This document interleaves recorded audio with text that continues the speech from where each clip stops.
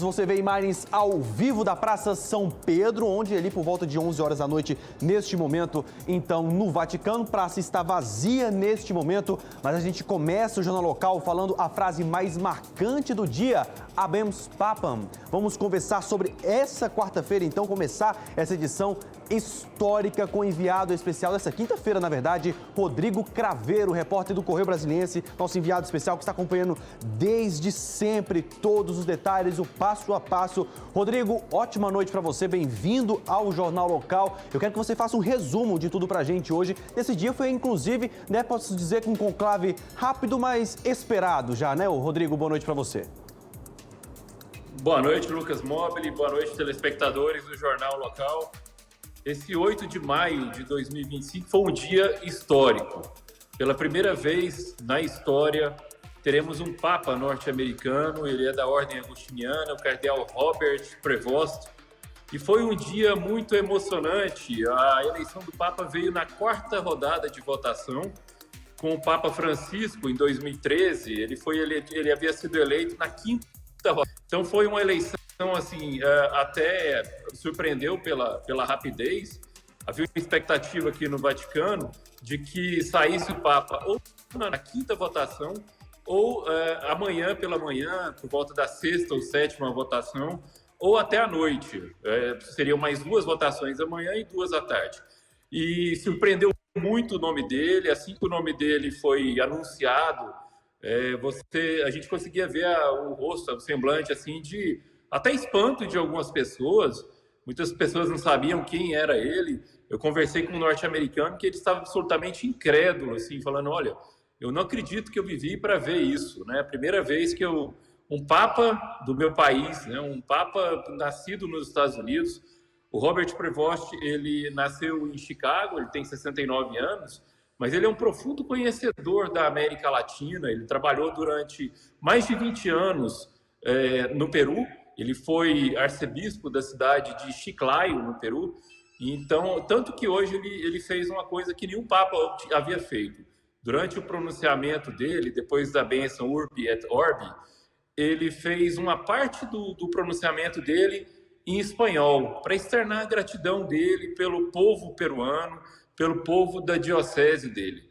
Nós falamos aqui também com um frei que conhece, um frei brasileiro que conhece pessoalmente o Papa, agora Leão XIV, né, o nome que ele escolheu, diz que é uma pessoa absolutamente simples, caridosa, que se preocupa muito com os mais necessitados. O que chamou a atenção hoje, Lucas Mobile, foi o discurso dele. Foi um discurso em que ele pediu a paz ao mundo, pediu que todos os povos se unam, né, em uma luta, um esforço mesmo pela paz, e ele aclamou o nome de Francisco por 3 vezes. E quando ele citou o nome de Francisco, a praça inteira irrompeu em aplausos. Foi um momento assim muito emocionante, realmente. É um dia que vai ficar marcado para a história. É verdade. Inclusive, nós preparamos um pouco aí, o Rodrigo Craveiro, um perfil, né, de quem é esse novo Papa. Porque, como você disse, essa eleição, gente, de um novo Papa, o Papa Leão XIV, surpreendeu realmente o mundo inteiro. Olha aí. Robert Francis Prevost nasceu em Chicago, nos Estados Unidos, em 14 de setembro de 1955.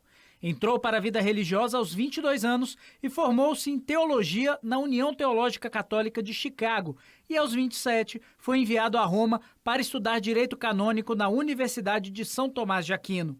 Foi ordenado padre em 1982. Apesar da origem norte-americana, Prevost construiu parte da sua trajetória religiosa na América Latina, especialmente no Peru, onde chegou em 1984. No país sul-americano, foi eleito bispo emérito de Chiclayo em 2014. Permaneceu por 10 anos na cidade de Trujillo e chegou a cobrar desculpas públicas de Alberto Fujimori, ditador peruano, pelas injustiças cometidas durante o governo. Foi nomeado arcebispo pelo Papa Francisco em 30 de janeiro de 2023.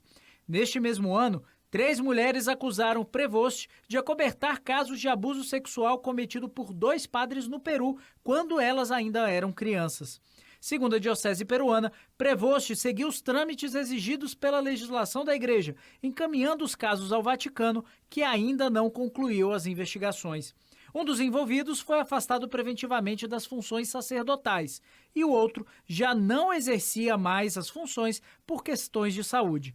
No Vaticano, Prevost ocupava duas funções importantes: prefeito do dicastério para os bispos, órgão responsável pela nomeação de bispos, e presidente da Comissão Pontifícia para a América Latina. De perfil discreto e voz tranquila, Prevost costuma evitar holofotes. No entanto, é visto como um reformista, alinhado à linha de abertura implementada por Francisco. Tem formação sólida em teologia e é considerado um profundo conhecedor do Código de Direito Canônico, que rege a Igreja Católica. Prevost foi eleito no segundo dia de conclave, na quarta rodada de votações. A fumaça branca saiu por volta de 13h, horário de Brasília. Eleito, Prevost adotou o nome de Leão XIV. No primeiro discurso, o recém-eleito Papa relembrou o pontificado de Francisco, criticou o armamento, pediu paz e rezou, junto com os fiéis na Praça de São Pedro, uma Ave Maria. Ave Maria, piena di grazia, il Signore è con te. Tu sei benedetta fra le donne, e benedetto è il frutto del tuo seno, Gesù. Santa Maria, Madre di Dio, prega per noi peccatori, adesso e nell'ora della nostra morte. Amen. O último Papa Leão, o 13º, assumiu a liderança da Igreja Católica em fevereiro de 1878 e exerceu o papado por 25 anos. O nome é em referência a São Leão Magno, o primeiro Papa a utilizar esse nome. Leão XIII foi considerado um Papa inovador para a época, fazendo a Igreja se posicionar de forma sistematizada sobre os problemas sociais e econômicos do mundo. Pois é, Rodrigo Craveiro ao vivo então de Roma, trazendo todos os detalhes, acompanhando de perto realmente aí toda a votação, o fim do conclave. Agora, Rodrigão, você acha o seguinte, o que pode acontecer, quais serão, né, os próximos passos, porque ainda tem a missa, né, de confirmação, enfim, e também se essa questão dos abusos que ele teria acobertado pode interferir de alguma maneira aí para a imagem da Igreja Católica. Já tem informação de como a Igreja vai seguir e tratar em relação a essas acusações, vamos dizer assim? Então, eu acredito que não, Lucas Mobile, porque vai depender muito da forma como ele vai agir, né? A Igreja, ela aplicou recentemente uma política de tolerância zero. Infelizmente, o Papa Francisco não conseguiu coibir todos os casos, mas ele foi bem severo aí na aplicação de várias medidas punitivas. Espera-se que o Prevost faça o mesmo.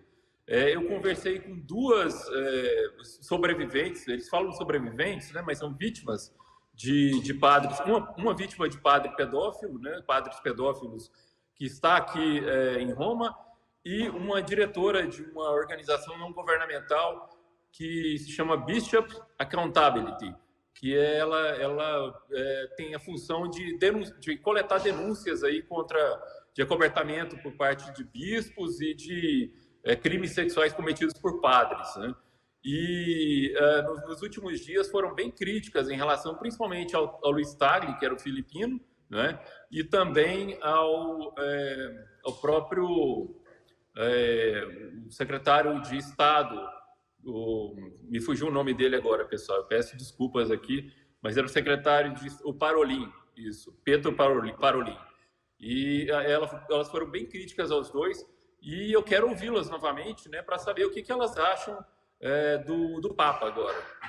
Acho que é um momento importante demais para a gente entender, porque, como você disse, né, o Papa Francisco realmente não aceitava tolerância zero para os abusos dentro da Igreja. Agora, a missa inaugural já tem data, hora, como é que vai ser aí? Como é que serão os próximos dias, Rodrigo?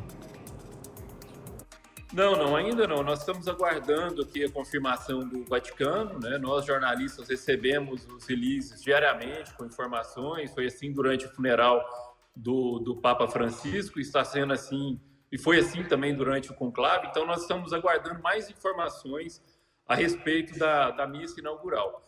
No domingo, o Papa costuma dar a bênção Urbi et Orbi, né? Que é do Palácio Apostólico, a multidão reunida na Praça de São Pedro. Também não temos essa informação ainda, se neste domingo ele dará a bênção, porque depende realmente da missa inaugural. Mas nos próximos dias nós vamos trazer as informações para vocês e deixar todo mundo informado. É isso. Rodrigo Craveiro, direto de Roma, acompanhando tudo de perto no Vaticano. Muito obrigado, parabéns pela cobertura aí, viu, Rodrigo Craveiro, de todos os dias, agradeço. desde do enterro, do velório, da morte do Papa Francisco até então o conclave e a eleição do novo Papa da Igreja Católica. Parabéns mesmo, a gente vai seguir acompanhando, inclusive, agora os próximos passos, as informações sobre a Jornada Mundial da Juventude, as informações também sobre o ano jubilar, o que vai ser alterado ou não. Nós vamos acompanhar e aguardar suas informações. Obrigado, Rodrigo Craveiro, direto de Roma.